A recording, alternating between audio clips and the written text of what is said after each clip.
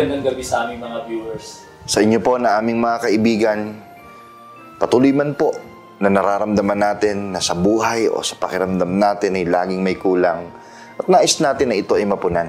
Nakahanda po ang Diyos na tayo ay tulungan. At sana kami po na mga kasangkapan ay matugunan po ito para sa inyong kapakanan. Dito lamang sa programang Full Life.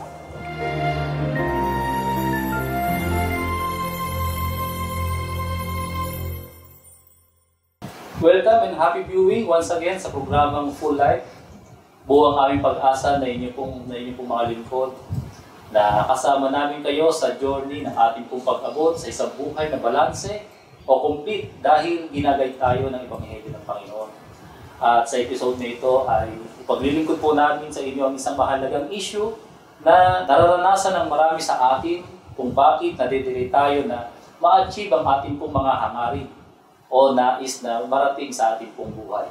At yan ay sa tulong ng ating pong topic na Trust the Process. Mga kaibigan, ang kasabihang ito ng pagtitiwala sa proseso ay may kahulugang sa bawat hakbang ng ating mga kapasyahan sa buhay ay dapat nataglay natin ang pagtitiwala sa Panginoon na dapat nating lakaran. Lalo na kung ang pag-uusapan ay mga kahilingan natin na hinihintay natin na mahabang panahon. Marami po kasing nagpapasimula na humakbang pero hindi nagpapatuloy. Marami din naman ang nagsimulang humakbang pero dahil natakot, di alam kung may katiyakan ba o wala. Mangyayari ba ang inaasam? At nakakalungkot naman, naisipin po sa panahong ito, marami ang gustong daanin sa shortcut ang proseso. And guess what? Bigong makamit ang matagal ng kahilingan. At kung parang nakamit man sa sariling pamantayan na lang, ay hindi rin po nagtatagal ang hatid na kasiyahan. Kasi nga, shortcut o minadali ang dapat na prosesong daanan. Kaya mga kaibigan, tunghayan po natin mula po sa banal na kasulatan ang naging kasaysayan ng buhay ng isang lingkod o ng mga lingkod ng Panginoon na nagtiwala sa prosesong dapat pagdaanan. Ang mag-asawang si Zacarias at Elizabeth. Yan po yung mababasa po natin sa Biblia sa Lucas Kapitulo 1, ang versikulo po ay 5 hanggang 19. Noong panahon ni Herodes, ang hari ng Judea, may isang paring Hudyo buhat sa grupo ni Abias ng pangalay Zacarias at ang kanyang asawang si Elizabeth ay mula rin sa angkan ni Aaron. Kapwa sila kadugod-dugod sa paningin ng Diyos at namumuhay ng tapat sa mga utos at tuntunin ng Panginoon. Wala silang anak dahil bahong si Elizabeth at kapwa sila matanda na. Kapag namin putuli po muna po natin itong salita, yung pagbasa po natin.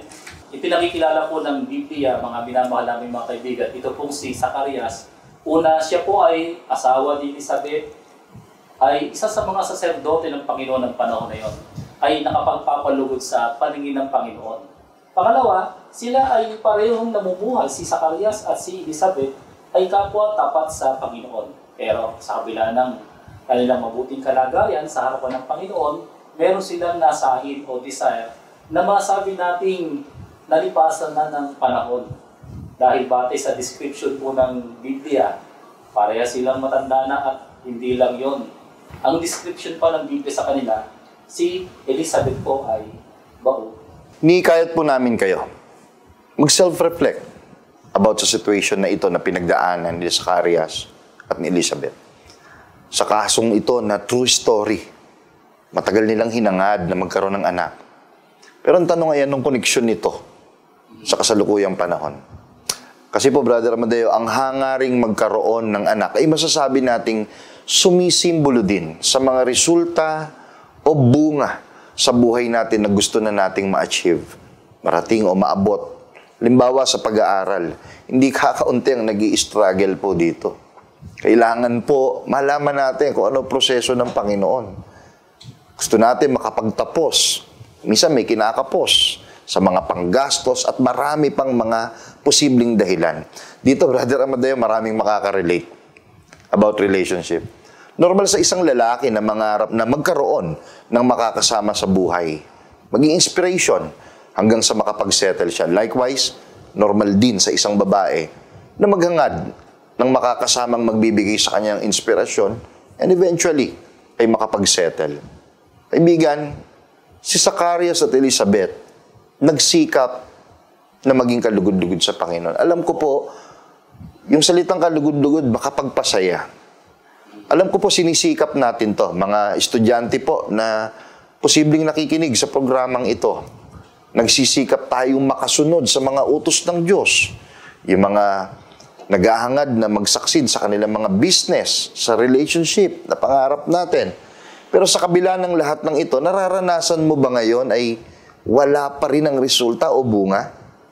Kung yun man ang nangyayari, huwag nating isipin kailanman na doon na po nagtatapos. Dahil ang proseso ay may mga kasunod na hakbang. Ang kailangan lang, tayo po ay magpatuloy. Mga kaibigan. Patuloy po natin ang pagbasa sa ating pong tinutunghayan talata. Sa verse 8, isang araw, nanunungkulan ang pangkat ni Zacarias at ginagampanan niya ang kanyang tungkulin sa harapan ng Diyos bilang isang pari. Nang sila'y magpalabunutan ayon sa kaugalian ng mga paring Hudyo, siya ang napiling magsunog ng insenso.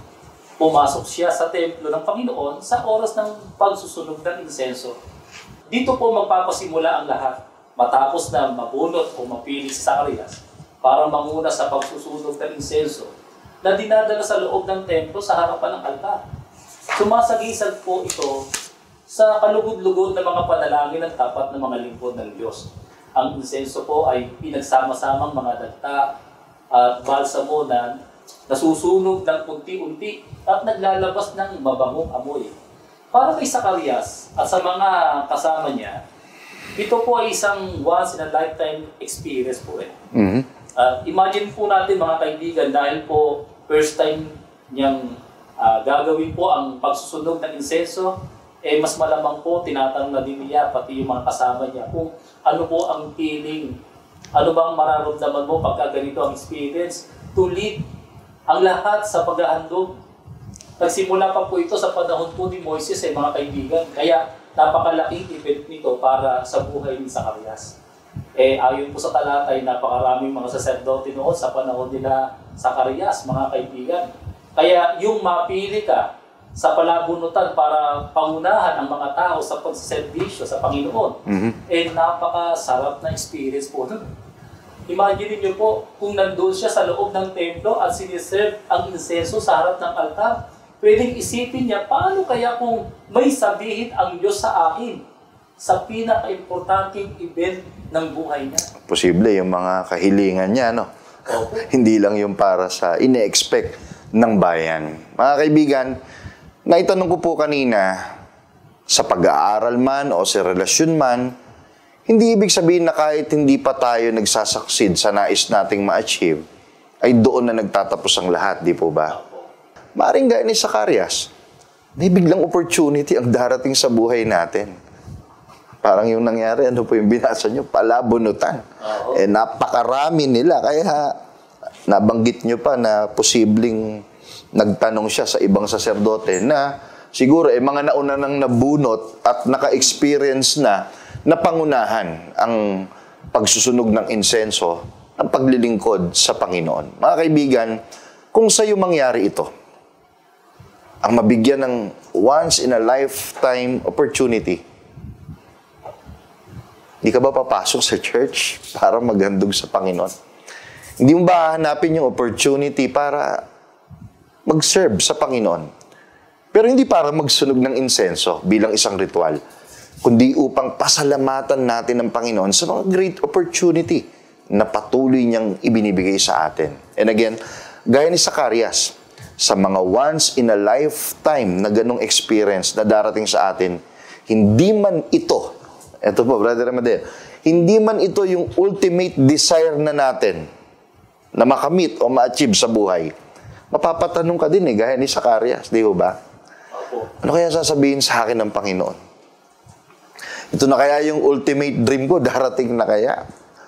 Para kanino ang mensaheng sasabihin sa atin, Brother Amadeo? Napakagandang mga pangyayari po. Kaya tunghayan po natin muli, pagpatuloy po natin ang kwento ng buhay ni Zacarias. At may sinabi ba ang Diyos sa kanya? Tuloy po natin sa verse 10. Habang nagkakadi po naman sa labas ang mga tao at nananalangin, doon ay nagpakita sa kanya ang isang anghel ng Panginoon. Nakatayo ito sa gawing kanan ng altar na sunugan ng insenso. Nasindak si Zacarias at natakot nang makita niya ito. Ngunit sinabi ng anghel sa kanya, "Huwag kang matakot, Zacarias.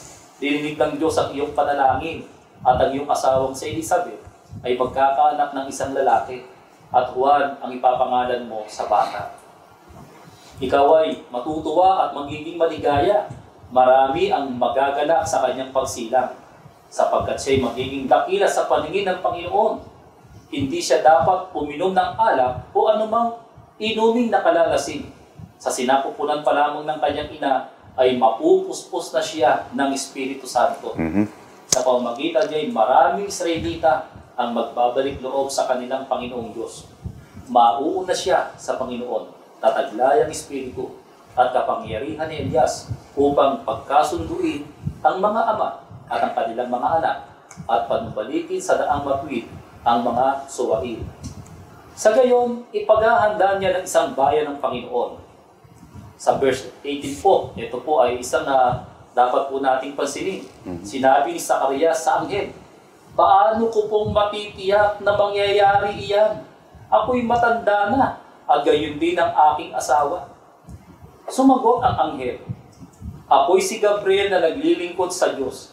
Isinugo niya ako upang dalhin sa iyo ang magandang balitang ito. Ngunit, dahil sa hindi ka naniwala sa mga sinasabi kong matutupad pagdating ng takdang panahon, ikaw ay magiging pipi. Hindi ka makapagsasalita hanggang sa araw na maganap ang mga ito." So, kaya niya pala nasabi na dito nagsimula ang lahat. Mga kaibigan, nung isinagawa niya ang pagsusunog ng insenso ni Zacarias, nagpakita ang isang anghel ng Panginoon. And again, dahil first time na magsunog ng insenso, possible na first time din niya makakita ng anghel. At dahil sa first time niyang makakita ng anghel, talagang nagulat at natakot, mga kaibigan. Pero malinaw ang sinabi ng anghel sa kanya. Huwag kang matakot dahil dininig ng Diyos ang iyong panalangin. Mga kaibigan, no? Bantayan natin mabuti. Ang asawa mong si Elizabeth ay magkakaanak ng isang batang lalaki at Juan ang ipapangalan mo sa kanya. Iba po ito, Brother Amadeo, sa Juan na apostol na mga anak ni Zebedeo. Ito po Juan na tinutukoy po namin sa pag-aaral na ito, si Juan Bautista. So, yun po mismo, kaibigan, no? Si Juan Bautista, isang mensahero na magpapahayag tungkol sa Panginoon at sa napakagandang plano ng Panginoon na mangyayari sa pagkasangkapan sa Kanya. Pero hindi po istorya ni Juan ang pag-uusapan natin. Tuloy po tayo kay Zacarias at Elizabeth. Pagkatapos na sabihin ng anghel ang mga batas tungkol sa pagdadalang tao ng kanyang asawa, ayun ang problema. Nagduda si Zacarias. Sinabi niya, paano mangyayari? Kasi mababasa po natin sa English version, ganito po, sa The Message, ganito po ang nakasulat. Zachariah said to angel, "Do you expect me to believe this?" Mga kaibigan, I'm an old man and my wife is an old woman. At dahil doon, bunga ng hindi pagtitiwala ni Zacarias, sabi ng anghel naman sa kanya na naglilingkod sa Diyos, "Sinugo niya ako upang dalhin sa iyo ang magandang balitang ito." At nangyari nga ang hindi inaasahan. Iginawad kay Zacarias ang siya ay maging pipi o hindi na makapagsalita. Pero hanggang sa dumating ang kaganapan ng pangako ng Diyos. Nandun na sana, Brother Amadeo. Nandun na po yung napakalaking opportunity after niyang gampanan yung kanyang obligation. Then, nung dumating na po yung message coming doon sa Angel Gabriel, di ba? Nag-doubt naman siya. Kaya ma-observe natin, may proseso po talaga eh, di ba, Brother Amadeo? Ang ganda po ng mga pangyayari. Talagang dumating na yung katugunan ng kanyang panalangin eh. Alam niyo po mga kaibigan, minsan sa buhay natin, baka dumating sa punto na gumamit ng kasangkapan ng Panginoon. Kasangkapan na magiging paraan para mas lalong ma-achieve natin ang ating pong hinihiling sa Kanya. Minsan sa halip na ma-appreciate natin, nakukumpis pa tayo. Gaya ng pagkagulat ni Zacarias sa paglitaw ng anghel sa kanang bahagi ng altar sa loob po ng templo eh. Pero yun po pala ay sagot sa matagal na nating hinihintay. Katulad ng kay Zacarias, sagot sa matagal na po niyang kahilingan sa Panginoon. Kaya huwag po tayong matakot mga kaibigan dahil darating ang Panginoon, tutugunin niya ang ating mga panalangin, ibibigay niya kung ano ang ating pong hinihiling sa Kanya, kahit na para sa atin ay napaka-imposible, mangyayari po yan. Sumampalataya lamang po tayo sa Kanya. Pero ang tanong, paano tayo nagre-react sa mga unexpected instrument na ginagamit ng Diyos sa ating buhay? Alam ko po, kaibigan, pare-pareho tayo. Gaya din sa Zacarias. Napatanong din tayo at nasabi din natin, do you expect me to believe this? Nagduda man tayo sa mga pangyayari na katulad ng we are not trusting the process. Hindi mapipigilan na kasama sa proseso ay mananatiling kakasangkapan ng Diyos ng tao. Amen. Pero minsan, gaya ni Zacarias, kahit na may ginamit na ang ating Panginoong Diyos na tao para mas mapalapit pa tayo sa gusto nating ma-achieve. Mga kaibigan, anong relevance nito sa ating panahon ngayon? Anong katumbas na tayo po ay mapipi, gaya ni Zacarias na tumanggap ng disiplina sa Panginoon? Tandaan natin, sabi sa verse 21 ay ganito, samantalang naghihintay naman kay Zacarias ang mga tao, nagtataka sila kung bakit nagtagal siya ng ganoon sa loob ng templo. Dahil base po sa kultura ng mga Hudyo, lalabas po si Zacarias doon po sa templo at ipapahayag ang kalooban ng Diyos. Magsi-second demotion po naman yung dalawang kapwa niya sacerdote na nasa labas po. Naghihintay sa kanya. Naghihintay sa kanya sa labas ng templo. At sisigaw po naman yung maraming mga Hudyo, yung mga Israelita na pumupuri sa Panginoon. Kaibigan, dahil sa pagdududa, dahil sa hindi pagtitiwala sa proseso ng Panginoon, hindi ba kahit tayo ay hindi natin nakapagsasalita ng totoo sa ating mahal sa buhay? Sa ating mga kapwa, papipipi na lang ba tayo basta sa hindi pagsasabi ng totoo? Paano ang mga umaasa sa atin? Paano ang umaasa sa iyo? Paano ang pangako sa iyo? Paano ang inaasahan mong katuparan ng iyong kahilingan sa Panginoon? Ma-achieve ko ba yung pangarap mo? Paano yung pag-aaral mo? Paano ba ipagpapatuloy? Dahil alam mo na bahagi ng proseso na pagdaraanan mo yung hirap. Kung di may pagpapatuloy ang pag-aaral mo, paano ang kinabukasan mo? Sasakripisyo mo na lang ba ang bright future na nakalaan sa iyo dahil lang sa kawalan ng pagtitiwala sa ginagawa ng Panginoon sa iyo? Kaibigan, hinihikayat po namin kayo na magtiwala tayo sa proseso na inihanda ng Panginoon sa atin, sa ating ikabubuti, sa ikagagaling po natin.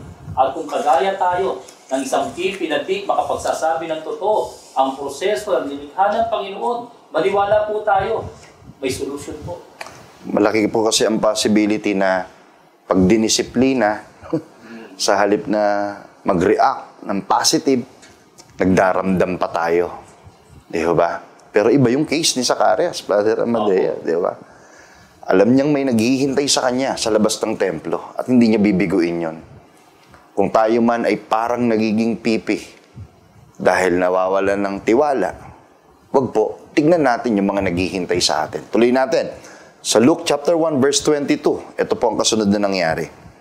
Ikaw ay magiging pipi, hindi ka makapagsasalita hanggang sa araw na maganap ang mga ito. Bantayan niyo po yan. Samantala, naghihintay naman kay Zacarias sa mga tao.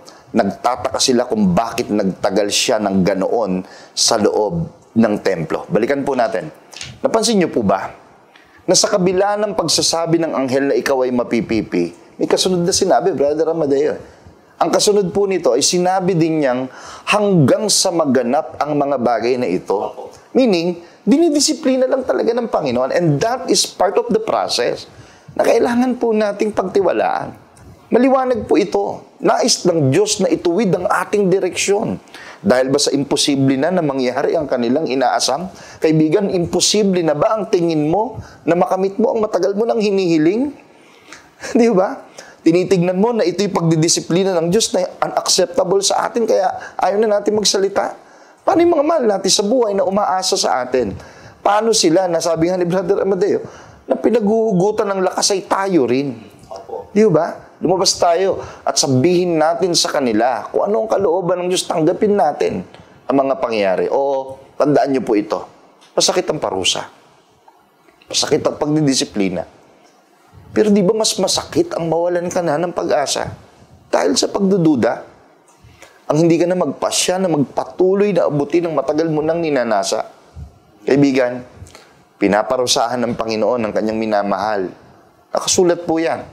Huwag na nating hintayin pa na kahit mahal natin sa buhay o kaibigan, ay mag-isip, bakit kaya tumigil ka ng lumaban? Di ba? Parang yung maraming taong naghihintay sa labas ng templo. Kasi may usual May normal na ina-expect sila. Parang nagtatagal. Ano kaya nangyari? Ganun din. Huwag natin silang paghintayin. Kung tayo nagtiwala, turuan din natin sila magtiwala. Higit sa lahat, huwag sana nating hayaan, kaibigan, na dumating ang panahon na dahil sa'yo, kahit ang Diyos ay hindi na nila mapagtiwalaan. Sana po sa pamamagitan ng topic na ito ay mahikaya tayo na magpatuloy, magtiwala sa proseso na ang Panginoon hanggang sa makamit natin ang ating pong kahilingan sa buhay. Amen. Tandaan, hindi po nagtatapos sa pagganap ng obligasyon upang kamtin natin ang ating pong mga kahilingan. Sa kabila na wala pa po ang mga kahilingan po natin, hindi pa po natin ito nakakamit, bahagi din ang opportunity sa proseso, gagamit ang Diyos ng kasangkapan. Amen. Kung dumating man ang pag-aalinlangan dahil hindi pa natin nakakamit ang ating pong mga kahilingan, ang Panginoong Diyos ay magbibigay sa atin ng disiplina gaya ng ginawa niya kay Zacarias. Sapagkat katulad ng panibagong pahina ng aklat na tayo ang gumagawa ng history. Do you still trust the process? Bubuksan ba natin ulit? Yan po ay abangan po natin sa susunod o bahagi ng ating pong paksa. Trust the process.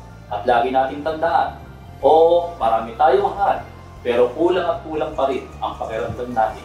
Pero, when God is all we have, surely we can achieve a full life.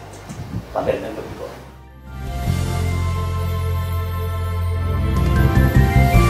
Maraming salamat po sa inyong pagtangkilik sa palatuntunang ito ng Kabanal-Banalang Iglesia ng Diyos kay Kristo Jesus. Kung nais po ninyong mapanood ang iba pa naming programa at upang lubos po ninyong makilala ang Kabanal-Banalang Iglesia ng Diyos kay Kristo Jesus, mag-subscribe sa ating YouTube channel na The Most Holy Church. Bisitahin ang aming Facebook page na MHC Media. At bisitahin ang ating official website na www.mostholychurch.com. Maraming salamat po!